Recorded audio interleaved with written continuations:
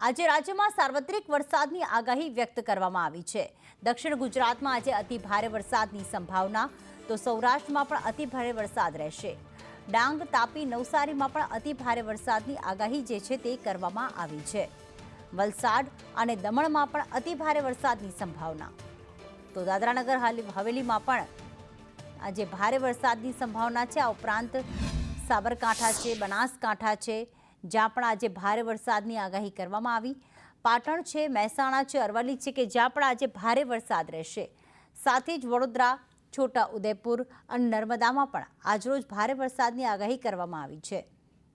ભરૂચ, રાજકોટ અને જામનગરમાં પણ ભારે વરસાદનું એલર્ટ આપવામાં આવ્યું છે। એક નવા રાઉન્ડની શરૂઆત, સાર્વત્રિક વરસાદ આજે રાજ્યમાં રહેશે। અમરેલી, ભાવનગર, મોરબીમાં પણ ભારે વરસાદની સંભાવનાની સાથે યલો એલર્ટ આપવામાં આવ્યું છે। દ્વારકા, ગીર સોમનાથ, બોટાદમાં પણ ભારે વરસાદ રહેશે। સાથે કચ્છ અને દીવમાં પણ સમગ્ર દિવસ દરમિયાન વરસાદી માહોલ છવાયેલો રહેશે। આવતીકાલથી રાજ્યમાં વરસાદનું જોર વધવાની આગાહી વ્યક્ત કરવામાં આવી।